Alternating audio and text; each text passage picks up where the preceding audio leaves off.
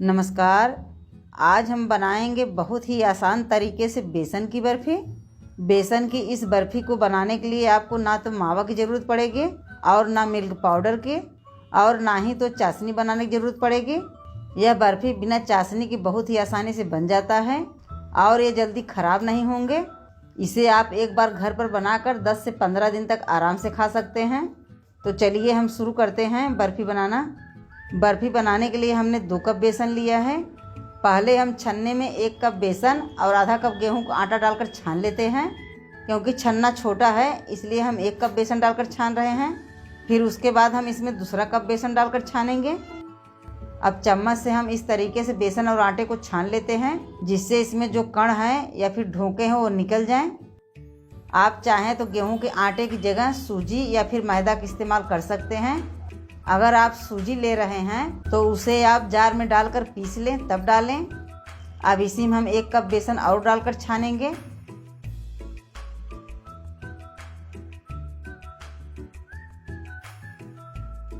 ये हमने 2 कप बेसन और आधा कप गेहूं के आटे को छान लिया है। आटे और बेसन को हम मिला देते हैं। अब इसका हम बर्फ़ी बनाएंगे। यहाँ पर हमने आधा कप देसी घी लिया है। तो पहले हम आधे घी को कढ़ाई में डालकर गरम करेंगे। ज़रूरत पड़ने पर हम इसको भी डाल देंगे। घी पिघल गया है। अब इसमें हम बेसन को डालकर भूनेंगे। अब बेसन को हम मीडियम आंच पर बराबर चलाते हुए भूनेंगे जिससे बेसन जले ना और अच्छे से भुन जाए। क्योंकि बर्फ़ी के लिए हमें बेसन को अच्छे से भूनना है जब तक इसमें से अच्छी खुशबू न आने लगे। जब बेसन में से अच्छी खुशबू आने लगे तो समझ लीजिए बेसन भुन गया है।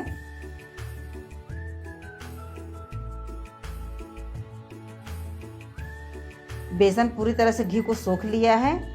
अब जो घी बचे हैं उसे भी हम डाल देते हैं। पूरे आधे कप घी हमने डाल दिया है।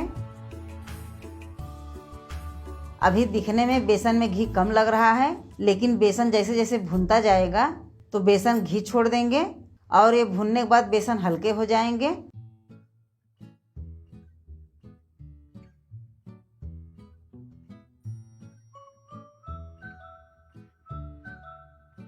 अब आप देख सकते हैं बेसन ने घी छोड़ दिया है, ये गीले हो गए हैं। बर्फ़ी के लिए हमें इसी तरह के बेसन चाहिए। अब इसी स्टेज पर हम चीनी डालकर पकाएंगे। पहले हम इसमें आधी छोटी चम्मच इलायची पाउडर डालेंगे और यहाँ पर हमने 1 कप चीनी पाउडर लिया है। चीनी हमने जार में डालकर पीसकर पाउडर बना लिया है। अब चीनी को हम बेसन में अच्छे से मिलाते हुए 3 से 4 मिनट तक पकाएंगे जिससे बेसन में चीनी पूरी तरह से मिल जाए। गैस को हम धीमा ही रखेंगे। इसी तरह हम इसे धीमी आंच पर पकाएंगे। बेसन की बर्फ़ी मीठा ज़्यादा अच्छा लगता है। अगर आप इस तरह के बेसन की बर्फ़ी बना रहे हैं तो 2 कप बेसन में 1 कप चीनी पाउडर डालें।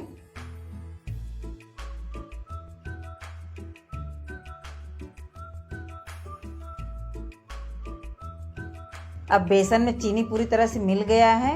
ये बर्फ़ी जमाने के लिए पूरी तरह से तैयार हैं। अब गैस को हम बंद करेंगे और इसे हम एक बर्तन में जमा कर सेट करेंगे। बर्फ़ी जमाने के लिए हमने यहाँ पर केक मोल्ड लिया है। इसी में हम बर्फ़ी को जमाएंगे। तो पहले हम इसके अंदर अच्छे से तेल लगाएंगे। आप चाहें तो इसकी जगह छोटी थाली भी ले सकते हैं। तेल लगाने के बाद अब इसमें हम बटर पेपर लगाएंगे और फिर इसके ऊपर से थोड़ा सा तेल लगाएंगे। इससे जो बर्फ़ी हैं वो जमने के बाद आसानी से निकल जाएंगे।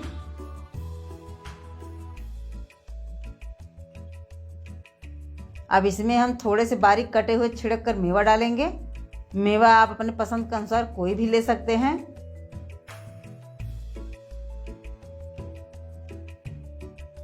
मेवा हमने मोल्ड में डाल दिया है। अब इसमें हम बर्फ़ी को डालकर जमाएंगे। आप चाहें तो बर्फ़ी के ऊपर से भी मेवा लगा सकते हैं। पूरे बर्फ़ी को हम मोल्ड में डालेंगे और इसके बाद इस तरह से चम्मच से फैलाकर सेट करेंगे।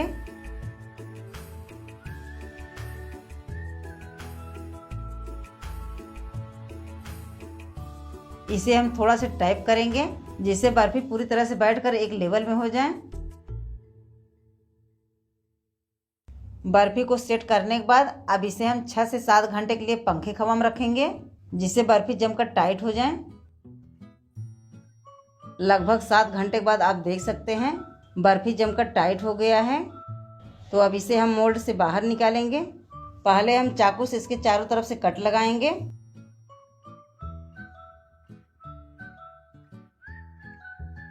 कट लगाने के बाद अब इसे हम प्लेट में पलट लेते हैं। इसके ऊपर से हम थोड़े से थपथपा देते हैं जिससे बर्फ़ी इसमें से आसानी से निकल जाए। आप देख सकते हैं कितने आसानी से मोल्ड से बर्फ़ी बाहर निकल गया है। अब इसके ऊपर से बटर पेपर हटा देते हैं। कितना बढ़िया बेसन की बर्फ़ी हमारा जमकर तैयार हुआ है। इसमें जो मेवा थे वो चिपक गए हैं। अब बर्फ़ी को हम छोटे छोटे पीस में काटेंगे। काटने के बाद आपको पता चल रहा होगा कितने मुलायम बर्फ़ी बने हैं और ये कितने आसानी से कट रहे हैं।